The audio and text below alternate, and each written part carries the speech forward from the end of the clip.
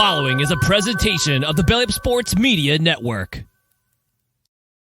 What is up, everybody, and welcome into another episode of the Up Tempo Podcast. I'm your host, Blake Lane, here tonight with my co-host, Dustin Smith. And Dustin, we are here to recap a little Auburn basketball, man. The Auburn Tigers, with their lives on the line, at home in Neville Arena, with the number 12 team in the country coming to town, the Tennessee Volunteers. Man, a lot of people are saying if you don't win this basketball game, Dustin, you don't get into the tournament, man. And the Auburn Tigers delivered 79-70, man. Look, it got excuse me, it got a little hairy there towards the end, man. Auburn just Tennessee come back and got a lead. Auburn, they get a couple buckets. They push the lead up to about 5 or 6, and then it got to a foul game and everything, and then Auburn hits their free throws, and then Auburn, they start fouling for under a minute for some reason. Tennessee's getting buckets. They're getting points as the clock stopped and everything. It just felt like Auburn couldn't get out of there fast enough, Dustin. But, man, they somehow get it done. And the defense in the second half, tip your cap to guys like Zep Jasper, Jonah Broom, Jalen Williams, man. Zep's not a guy that's going to fill it up in the stats in the stat department, but what he did on defense in that second half and taking Vescovi on a vacation, as a lot of Auburn fans have called it, away from that 3-point line, and Jonah Broom without a Dylan Cardwell and Jalen Williams down low, and just a lot of people said Auburn, couldn't get it done, man. They can't close out games. And just talk a little bit before we really get in here and dive in, just your thoughts on this team's performance, man. Had to have it. You save one of your best for last. Yeah. Because here's the thing, too. Tennessee was probably a 2 seed coming into that. So that's going to help you out a lot, man. You're locked in for sure. And the most impressive thing is what Bruce Pearl said. You're picking yourself up off the mat. We were 3-8 in our last 11. And other than that Kentucky game, most of those are heartbreaking losses. You just lost another heartbreaker to your arch rival on the road. You could have folded. These guys could have gave up. You get 13 points, 8 rebounds, and 7 assists with 0 turnovers from Jalen. Yeah. Man, it's hard to lose when you do that. And then you look at the defense that Zep had down the stretch. You get, 23 and 4 from Wynn. You get 16 from Allen on 45% shooting. Everybody that needed to step up, stepped up. Those 4 guys, man, Janai as well. Those guys, they all were on. They all were on. And one of the things that has plagued us in this bad stretch that we've had to close the season out is yes, the offense, yes, the shooting, that we all know we're 350th, 360th, and all these offensive numbers. But bro, it's been in those clutch moments. We haven't got stops. We just haven't got the stops. We've seen that all year. The 50-50 balls, we haven't got them. The balls rimmed out at the wrong time. We had 2 shots that I can recall pop out and pop back in. Finally, last game of the season. But we finally got the breaks. I thought it was a fairly officiated game. I thought it was a physical game that the refs stayed out of the way of. And amazing how we can do, how well we can do to close the game out when all our guys aren't in foul trouble and we can actually have our team on the floor. So overall, just very impressed by the way this team, you had to have it. You could have folded up so many times this season. I mean, you really could have folded up after Kentucky. But you decided to pick yourself up off the mat, and then you get another gut punch versus Alabama, and just this team just to keep coming back. That's the most impressive thing to me. And look, dude, I was watching, was it Tennessee Tech and somebody last night, and it's a crazy game at the end. They throw it inbound. Tennessee Tech with about 2 seconds to go hits the shot. They go into overtime at the buzzer, and I said, it's March. It's that time of year. So all you got to do is get in the dance, baby. And then it literally, like, crazy stuff just starts happening, bro. So, Dustin, before we really dive into the game, another thing that just kind of trickled into my head, man, is, look, Bruce Pearl kind of took a lot of heat, not only just this past week, after the Alabama loss from the Bama fans and everybody like that. But he's taken a little heat from inside of the fan base. Some people on social media just kind of, it's BP. He structured this roster and everything like that, no BP slander. But, man, just talk a little bit about Bruce Pearl, all right, how he kept this team together, because this thing, it could have sunk. Okay, it could have went overboard and just they could have folded it up, man, for real. Let's be honest. I mean, it was a tough couple weeks there for Auburn basketball, but somehow he kept it together. He kept everybody sane, everybody tight as could be in the locker room, man. And to win 20 games for another season, 5 out of the last 6, man. 5 of the last 6. He's, in my opinion, man, he's one of the greatest hires in Auburn sports history, period. And that's going across every sport at the university. So just talk about him, man, everything he means to this university, and just how he really kept this thing together. It's been funny to watch some of these Bama fans the past week or so try to spin this certain narrative about if Auburn misses the tournament, Pearl have only made it this amount of times. It's like, well, you're conveniently leaving out the COVID year where we won 25 games and we were about to roll. Mm-hmm. And that was an impressive job because you turn guys like Samir Dowdy, like Javon McCormick, and role players, you turn them into superstars. Yeah. What Bruce did with Javon McCormick that year, it's a tragedy that team didn't get to finish out because it was such an impressive job. And listen, can you say that he missed on Johan and Chance? Yes, I guess. But, you can't tell me there isn't a college coach that didn't miss on those guys. They were ranked what they were ranked, and anybody that could have had them would have took them. So, and we've talked about it ad nauseum. If you go back to the beginning of the season and say you get nothing out of those guys, you drastically change your expectations for this season. So, I think he's done a good job of keeping this team's psyche up. I think just finding ways to win these games when we just don't have guys that can put the ball in the bucket. Jalen Williams is probably the closest thing we have to an NBA player.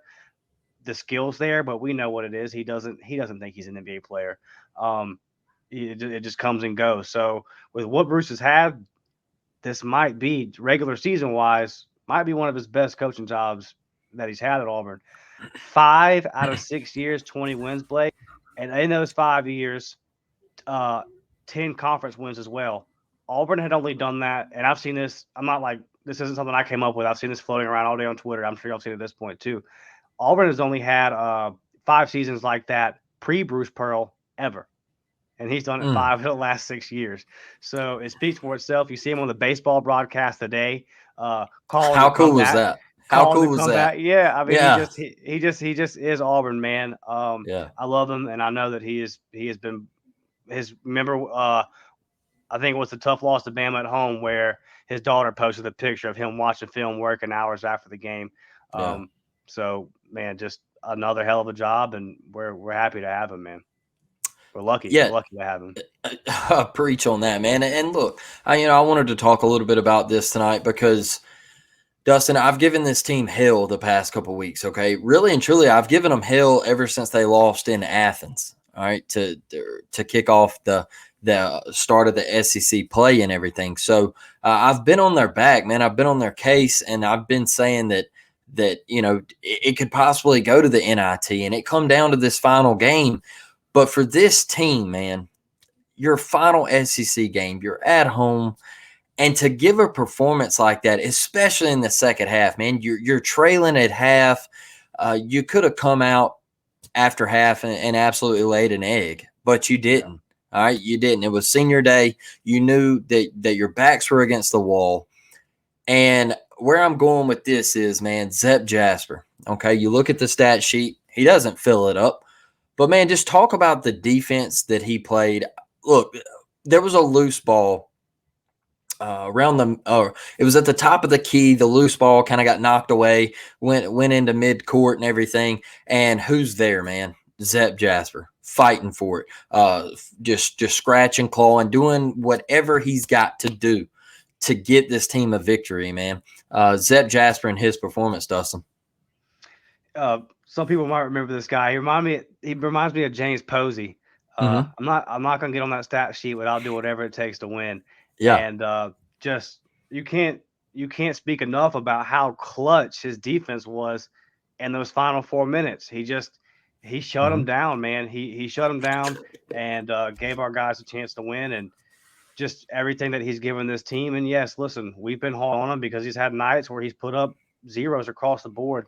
Um, all you can do is keep playing, and when your number's called in a moment where we got to have you, he showed up in his last home game, and uh, he's a great kid, man. We all know that. Like I don't from we all love him. You see his personality. You see how humble Yeah. he is.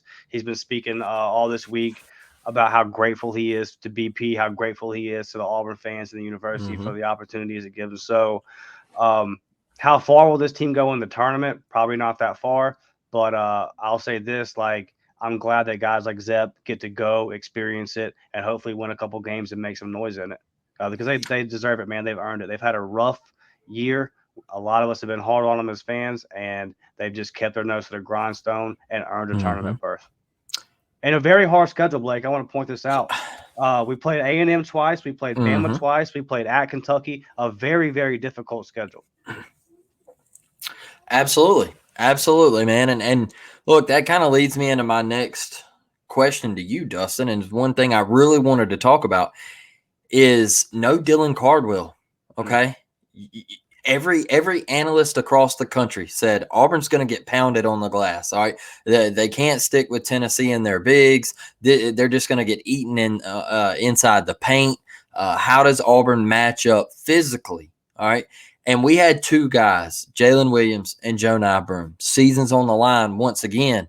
And these two guys, man, look, Tennessee only had 6 more rebounds than you, and you had your Mm. 6'11" guy, Dylan Cardwell, not even play. And you had guys like Jalen Williams just in there, just banging bodies, man, and snatching boards when it mattered most for Auburn. Just talk about these two guys and their performances. Hey, and look, Dustin, Joe Broom, I saw him get a little hot with that 3 ball Saturday. All right. Hey, Cuz was letting it fly. Cuz was letting it fly. He said, give me Is that all good 3 or of bad for these. us? It was good Saturday. It was good. Yeah. I'll take it. TBD in the future, right? Um, the thing about Janai was he came out in that second half and set the tone. There, those first 3.5 minutes there in the second half, he Yeah. asserted himself. He said, "Listen, we're here. Mhm. This is what we're about. We're here to play, and we're going to get this dub." He's been the rock all year. He's been the most steady player on the team. He's been the most consistent. Mhm. He'd be my MVP of the team. So he's just a guy that we know we can depend on. And out of foul trouble, like I said, props to the officials for just letting us play. And we talked about it after the Alabama game. I told you I didn't think we were going to win because of the Dylan Cardwell. Yeah. I know how Tennessee plays, but in every interview and every press conference I saw Bruce Pearl talking leading up to the game, he pounded. Everybody's got a rebound. Everybody's got a rebound. Everybody's Mhm. got a rebound. And we've got a bunch of vets that played like they didn't in the damn NIT. They wanted to play in the tournament. And whether it was loose balls, rebounding, getting back on defense, whatever it was, we busted ass and we got it done. It was about effort as much as anything. I agree, man. The effort. Look, you could see that was probably the most effort Auburn's had in the past Mm. couple weeks. You could tell that game meant something to them. They did not want to go out on a sour note, Dustin. And look, the guy that stirs the drink, man, Wendell Green Jr. What a damn performance! Hmm. And look, I'll tell you what, that shot he hit right before the half at the buzzer over in the corner, I think that saved the season. All right, it saved that game. It saved the team's momentum going into the locker room, and ultimately, in my opinion, that was the biggest shot of the year Hmm. because I think if you go down, what was it, by 7? They were Yeah, down 7, and he hit they that cut 3, it to and that cut four. it to Yeah. 4. If you go down by 7 into that locker room, questions are going to start flying, man. Things are going to start getting said. Yeah. And you could tell after he hit that shot, Wendell kind of had a little swagger and said, hey, I got you. Like, let's go. We're good. We're only down 4. We're good. And then the way he just stepped up to the line in the last minute of the game, Dustin, and just hit free throw after free throw after free throw. His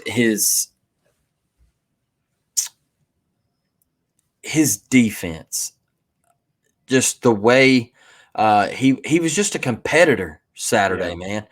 He was an absolute warrior out there. You could look at him and tell that he wanted it like none other. And that was a huge thing to me. Even KD Johnson, man, I was watching the game with my dad, and he was just like, you know what? He's like, look at KD, man, and he's like, he's not having his greatest game, but these guys want to win this game. They're playing for the tournament, and you could just feel it. You could just feel it with the last couple minutes, man. That Auburn was actually going to close a game out and get it done. At Leor dunks when I knew. Hey, did you even know he could dunk? No, and I'll tell you what, I I don't know if I've ever heard that place that loud. Dude, Lee Orr getting up and flushing. Hey, and it wasn't like he just put it in, all right? No, he dunked. He tried to put a little hammer behind it. He tried to put a little pizzazz on that thing. Yeah, great play. And we talk about Wendell. This is what sticks out to me, Blake. Obviously, he was finishing at the basket. That's when you know wins on. He was finishing at the basket in contact and then hitting his free throws. But what's the crucial thing to me, 18 assists and 6 turnovers. That's directly because Wendell controlled the offensive flow when we had the ball. Everything was nice and calm. We didn't shoot a lot of bad shots. We only turned the ball over 6 times, and we got 6 steals as well, so you negated every turnover. Just a very in control, a very managed, this is how we're going to win the game. And it's hard to get Tennessee out on the fast break. They want to slow you down and slop it up. And it wasn't a fast-paced game, but we got them out enough. And we kept them from, running us up and down the floor. And we controlled the pace of the game, which is very hard to do versus Tennessee. And that is, to me, that's pretty much directly on Wendell. He stepped up, and I thought it was one of his best performances in an Auburn uniform. Absolutely, Dustin. And he made one of the biggest plays of the game also, in my opinion. On the defensive end, Tennessee inbounded the basketball, they got a rebound or something happened. Vescovi got it at the top of the key, and he really wasn't paying attention, and he just kind of dumped it back. And when he dumped it back, Wynn read it. All right, you could see Wynn at half court, bro, and he just takes off because he sees Vescovi not even paying attention, and he just kind of dumped it off. Wynn steps in and rips it, and that right there showed me that, hey, this Auburn team, they're playing for something, man. All right, they're playing. They showed heart, man. That's the biggest thing. That's why I'm so damn proud of this team, Dustin. Is they showed heart, man. And one guy that I'm super happy for, Allen Flanigan. I think he's playing the best basketball of his Auburn career, man. That 15-foot mid-range, 15 to 18-footer, he is absolutely locked in right now, Dustin. Shot fake, dribble drive, pull up. It's absolutely buckets right now. And he had a huge 3 Saturday. The dude is just balling. And is there a better in-game dunker than Allen Flanigan right now? No. He's hopping, he's hooping, bro. And the thing is wasn't it just so nice to see those guys dancing, that video of them dancing, and because you just to see them finally happy and finally rewarded for all these close games, for all these effort that they've put in, to finally see them get over the hump. We know what Flan's been through with the injury and everything else. Just to see him celebrating with his dad and having that moment. And the thing about Flan is, it's just like Jalen to me. You can see it. You can see the confidence. When he's playing well, you see it. It's in the way he plays. It's in the way he pulls up. There's no hesitation. I'm getting to the hole. I'm going to do this. When he comes around that screen and catches that 3 and just lets it go, no hesitation, it's going in 9 times out of 10. You can tell early what version of Flan you're going to get. If we're going to get out of the first weekend of this tournament, we need that version of Flan. We need confident, feeling myself Flan. And it kind of seems to me like when he gets a big 3 early or gets a big dunk early, he kind of needs something to get him going. And once he does, sky's the limit. And he was very few turnovers and 45 shooting. He's efficient with his 16 points. Exactly what we need. Well, Dustin, man, one big thing that stuck out to me is the way this Auburn team has been shooting the three ball. Auburn hit 8 threes in this game, man. They hit 12 the other night at Alabama. Is Auburn starting to come alive behind the arc? I don't want to jinx it, but it's certainly better than 2 for 27 and 3 for Yes. 19 and some of these things Yes. we've seen. And if you just hit 8 or 9 threes and you only have 6 turnovers and you hit 75% of your free throws, oh, you might win the game. Man, they did a hell of a job. I'm super proud of them, Dustin. And one thing I am worried about is Trey Donaldson, man. He got a little banged up, looked like he rolled an ankle possibly. Any word on Trey Donaldson? Have you heard anything? Because I have not. Just to see Trey and then Dylan was out and everything with his ankle injury. Is Auburn getting beat up at the wrong time? Is everything going to be okay? What's going on there, man? Well, those guys provide crucial minutes. Yeah. And I think that over this past month or so, Trey has kind of gotten better, and he's shown you in these 10 to 12 minutes a game, this is what I can do. His passing, is he the best passer on the team? Absolutely. Yeah, I mean, he is a true point guard. We saw him in Tuscaloosa say, hey, watch me get some buckets. Yeah. So it is kind of unfortunate because coming at the wrong time when he's playing good, and him and Dylan, whether it only be 10 or 12 minutes, it gives those guys a rest so they're fresh at the end of the game, and they give you something in those minutes. It's not like I said, over the past month, Trey's been giving you something. Dylan's going to give you physicality. So yeah, we got to have them. Man, looking at how we went out last year in the SEC tournament, I want to win a couple games in this one, but if you're Bruce, do you look at it and say, okay, we're locked in. Our seed is not even really going to change unless we win this thing. I mean, if we go on some crazy run, we might gain a seed or two, which you're pretty much locked in. The committee's already filling out brackets and kind of getting a feel. So how much of an impact is this SEC tournament really going to have on your overall seeding? Not a lot. Do you even risk playing those guys is the question. Well, here's the thing, man, is like I see a couple people still on Twitter saying that this game right here, the winner goes to the NCAA tournament and the loser goes to the NIT. I look, in my opinion, man, both teams are locks. All right. Yeah.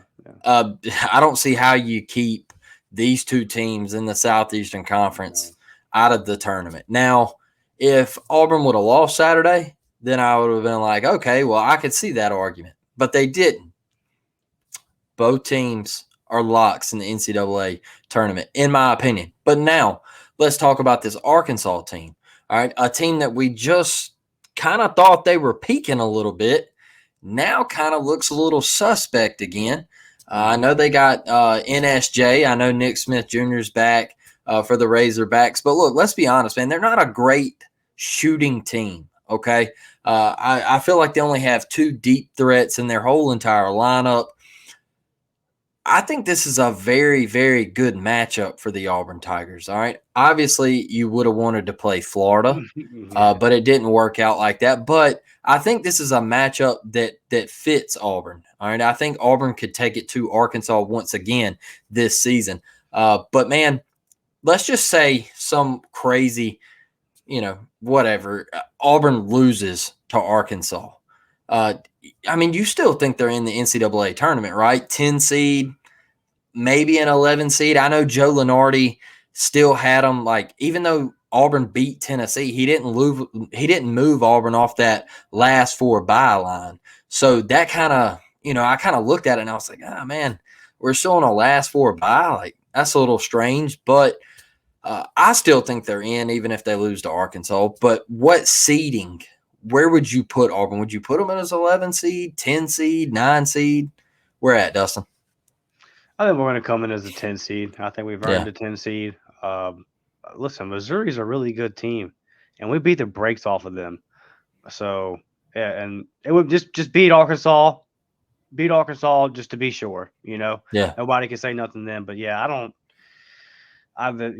understand how people – I think Arkansas is in too. Yeah. they're a good team. So yeah, I think we're in. We're probably going to come in around the 10 seed, and at that point, to me, it's just about the matchup. We said this 3 months ago. If this team wins 2 games, I'm not in the tournament and goes to the Sweet 16. I'm not going to be like, oh, I don't see how that happened. I'm not going to be Yeah. like super shocked. I don't expect that, but I wouldn't just be like, whoa, what in the world? And if we lost in the first round, I wouldn't be shocked. You have 6 turnovers. You just keep that. I've been saying that all year, right? Keep it under 12. Keep that number under 12. Hit your freaking free throws and just shoot what we've been shooting 35% from deep. Yeah, dude, we're gonna make some noise. So I mean, to me, like to me in the NCAA tournament, there's not much of a difference between 11 and a 9 seed. I don't care at that point. It's just about the matchup at that point. So we'll see Great point. where it all falls. Great point. Look, I want this one Thursday night. The reason I want this one is because I want a rematch with Texas A&M, Dustin. Ooh. All right. Texas A&M, they just took down the number 2 team in the country. We're not going to say their name on this podcast, but they got the number 2 team at home, and I want a rematch. I want a rematch with Texas A&M, Dustin, just because of that free throw disparity that we had at A&M. Yeah. And look, I know their guards are really special, and I know they shoot the absolute lights out of it. But man, it's tough to beat a team 3 times in 1 year, and I think we really owe them an ass whooping. So I'm tired of looking at Buzz Williams. I think Bruce needs to get one back. How sweet would it be for Bruce to knock Texas A&M out of the SEC tournament this year? That would be a chef's kiss right there. So that is why I want this Auburn team to just absolutely lay it on the Arkansas Razorbacks Thursday night. But Dustin, man, before we get out of here and wrap this one up, we're gonna give you the floor, let you have your final thoughts and everything, and just shout out whatever you want, man. Well, if we beat Arkansas, the next game, our Friday night game, will be at 6:00, and that'll be interesting because I'll be in Plainsman. So. Oh wow! Yeah. Southeastern. Yeah. So I don't know how exactly. I guess it'll be basketball game on the phone at the baseball park, or maybe they'll put it up on the scoreboard for us. So we got to figure something out with that. But yeah, man, winning 2 games in the tournament would really be sweet.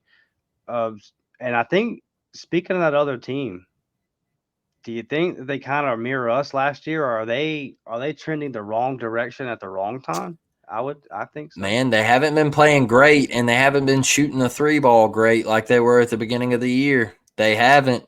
They shot it very poorly Saturday at A&M. I watched it, and man,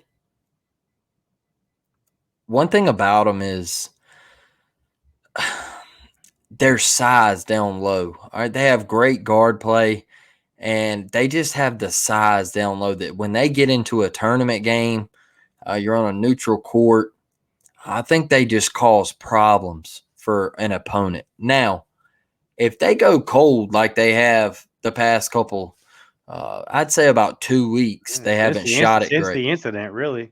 Yeah, they haven't shot it great behind the arc, man. They're still a Sweet 16 without shooting the tray ball, okay? With shooting it, they're a Final Four team. Yeah. In my opinion, just because of a Bediako and a Brandon Miller and a Sears at the point. They're you got guys like Bradley and then JQ off the bench, man. Look, they're deep as hell, and they're just a really talented team, man. So I do like how good they are, but they got to start shooting it better, and that's a great question, Dustin. That kind of happened with us last year. We started out on fire. All right, we were shooting it. We were playing really good defense, and then all of a sudden, we kind of right there before the SEC tournament, it started getting a little hairy, man. And so that was the downfall right there. We stopped shooting the tray ball, and it went ice cold, and shit happens. So. I would love for shit to happen to them. So, yeah, for sure. But yeah, man. So, the SEC tournament coming up, the NCAA tournament coming up. This coming Sunday is Selection Sunday, so brackets will be filled out. Look, if you watch this podcast and you want, we're willing to do a NCAA tournament bracket. We'll just do like a little $10 buy-in. I don't want to make it like crazy for anybody. We can do it on Venmo, and winner gets the earnings or whatever. If y'all want to do winner gets majority of the pot and just say, second place gets like $25, $30 or whatever. Like, we can do it however we want, man. If you're interested, hit the DMs. Like, we're cool with it. Like, we want to have as much fun as possible. We want to interact with all of our listeners and followers. And anytime, man, the DMs are absolutely open. So if you have a question about Auburn sports or anything like that, hit us up. We're always willing to talk. And go over to that YouTube page. There's been a lot of growth over there lately, Yes, and we appreciate each and every one of you for subbing, following, liking the videos. That is the biggest thing, is like seeing people like the videos and the comments and stuff. Look, all you got to say is just War Damn Eagle, and we're in there. All right. But yeah, if you could just spread the word about us, get us over on Apple Podcasts, Spotify, rate the show, leave a review if you can. We absolutely love it. So we thank each and every one of you. And hey, we'll catch y'all on the next one. Auburn, Arkansas, Thursday night, 6 p.m., SEC Network. We'll catch y'all on the next one. We're out.